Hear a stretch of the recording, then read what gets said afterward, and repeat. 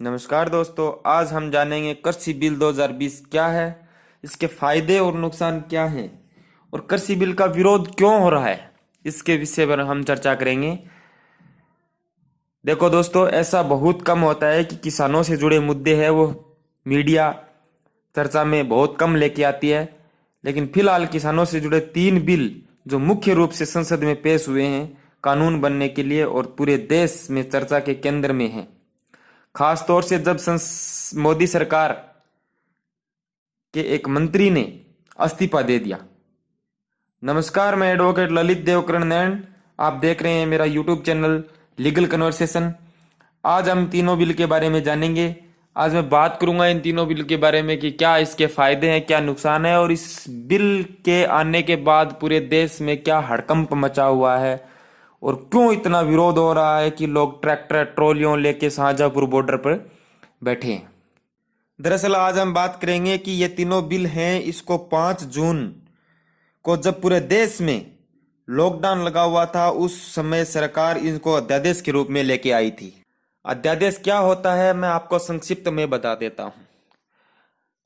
जब सरकार को लगे कि कोई कानून लाना जरूरी है या इस चीज को कानून बनाना जरूरी है, इससे लोगों का फायदा होगा और उस समय संसद का सत्र चालू नहीं हो, तब सरकार अध्यादेश लेके आती है। अध्यादेश 6 महीने के लिए वैलिड होता है और इस बीच जो भी संसद का सत्र आएगा उसमें इसको पास करा के लोकसभा व राज्यसभा में कानून बनाना पड़ता है। और जब सरकार संसद सत्र के अलावा कोई इमरजेंसी में, कोई आपातकालीन स्थिति में कोई कानून लाती है तो वह अध्यादेश के रूप में लाती है तथा संसद में पेश होता है तो बिल के रूप में पेश होता है। और संसद से पास होने के बाद में राष्ट्रपति के साइन होने के बाद वो कानून के रूप में बन जाता है, वो कानून बन जाता है। तो फिर ये 3 अध्यादेश जो 5 जून 2020 को सरकार लेके आई थी, उन्हीं को पास करवाने के लिए संसद में इसको पेश किया गया था। और उसी के विरोध में हरसिमरत कौर जो फूड प्रोसेसिंग इंडस्ट्रीज मिनिस्ट्री में थी, मंत्री थी, केंद्रीय मंत्री थी, इन्होंने इस्तीफा दे दिया। यह मंत्री अकाली दल की नेता थी। जो अकाली दल वह जो बीजेपी का पुराना साथी था।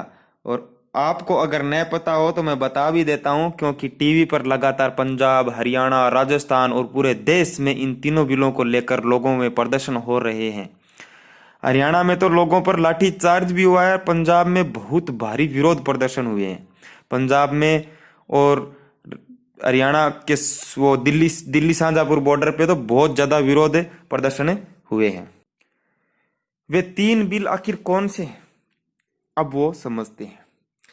इसमें से पहला बिल है the farming produce trade and commerce ordinance 2020, जिसको हिंदी में कहेंगे कृषक उपज व्यापार और वाणिज्यिक संवर्धन एवं सरलीकरण विधेयक 2020।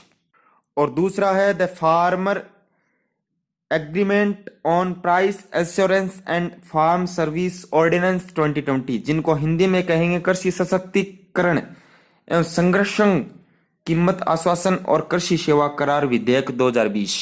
और जो तीसरा है वो असेंटल कमोडिटीज अमेंडमेंट ऑर्डिनेंस 2020, जिनको हिंदी में कहेंगे आवश्यक वस्तु संशोधन विधेयक 2020। इन तीनों बिल फिलहाल लोकसभा में पास हो चुके हैं। एक बिल पहले ही पास हो गया था, 2 बिल जो बाद में पास हुए। तो अब बारीकी से समझते हैं कि तीनों विधेयक क्या हैं, तीनों बिल क्या हैं, और फिर समझेंगे कि विरोध किन किन मुद्दों पर लेकर हो रहा है। इसमें से पहला कृषि उत्पादक व्यापार और वाणिज्यिक अध्यादेश ये है। दरअसल क्या है, दरअसल यह जो अध्यादेश है यह राज्य सरकार की जो मंडियां होती हैं उससे बाहर अगर किसान जो अपनी फसल बेचता है तो उस पर कोई टैक्स नहीं लगेगा, उस पर कोई कर नहीं लगेगा।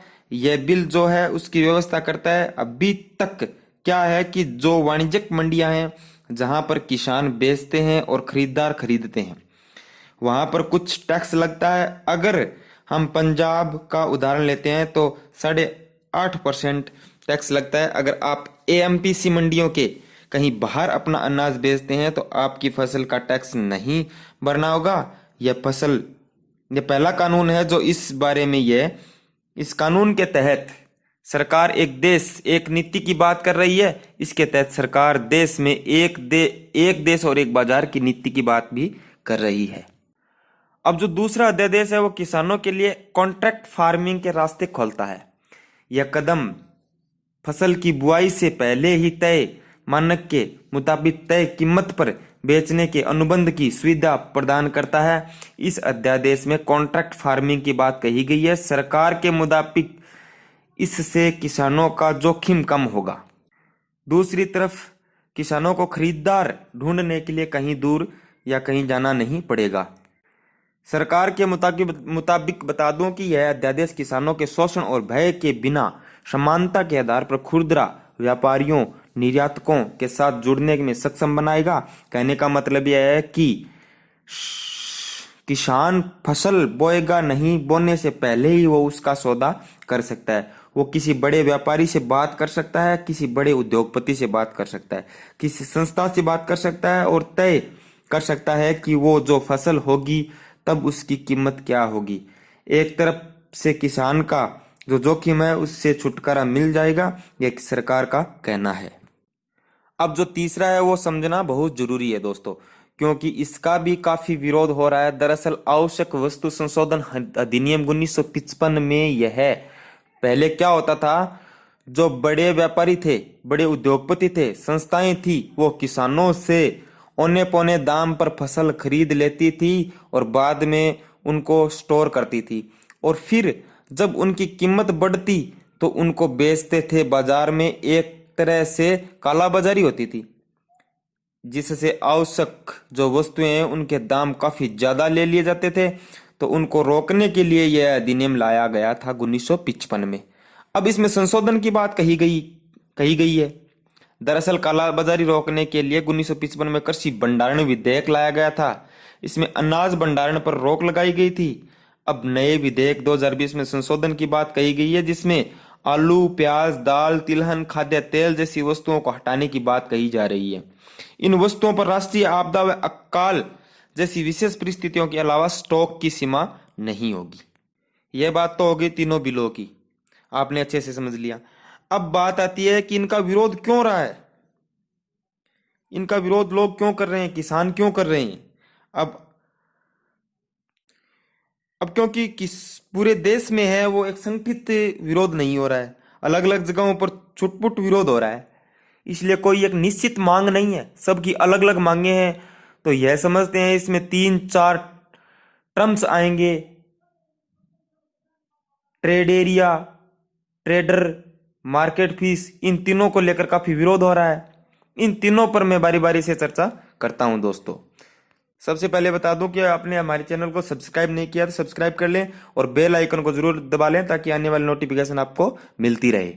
पहला जो ट्रेड एरिया के बारे में, पहले क्या था कि किसान जो एएमपीसी मंडियां होती थी राज्य सरकारों की, वहां पर अपना अनाज बेचता था। अभी जो सरकार जो बिल लेकर आई है उसके मुताबिक किसान जो हैं अपना सामान पूरे देश में कहीं पर भी बेच सकते हैं। इससे क्या है कि एएमपीसी मंडियों में जो फीस लगेगी वो नहीं लगेगी। यह एक प्रावधान है, इसके लिए बहुत ज्यादा विरोध हो रहा है क्योंकि जो मंडियों में जो सामान बिकता है उसमें अपना अपना कमीशन फिक्स है।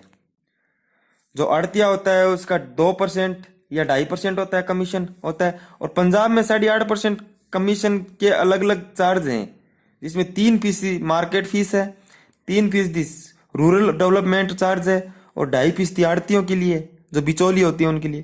तो अब यह कमीशन किसान अगर नहीं चुकाएगा, अगर व्यापारी नहीं चुकाएगा, जो फीस लगती है वो अगर बाहर सामान बिकेगा तो सस्ता बिकेगा।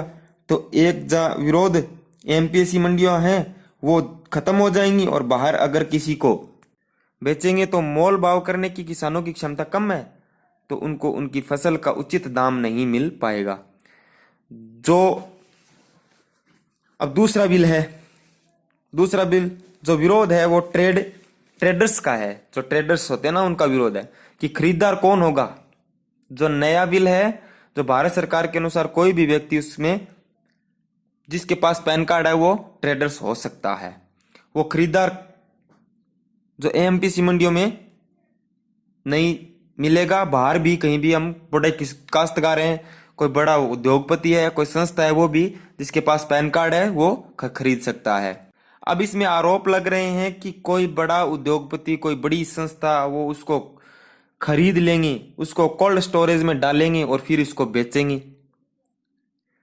बेचेंगे तो बेभाव बेचेंगे, उसका कोई उचित भाव नहीं होगा। खरीदेंगे 500 में, और जब लोगों के पास अनाज धीरे धीरे जिस चीज अनाज की आवश्यकता वापस पड़ेगी तो वो 5-5 हजार, 4-4 हजार, 3-3 हजार के भाव से बेचेंगे।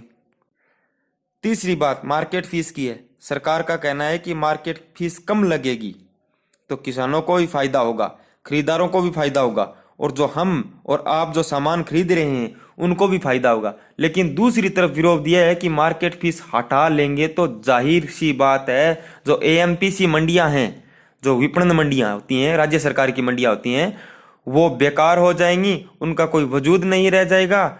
और तो स्टेट को जो टैक्स मिलता है और जो बिचौलियों को जो कमाते हैं उनको नहीं मिल पाएगा।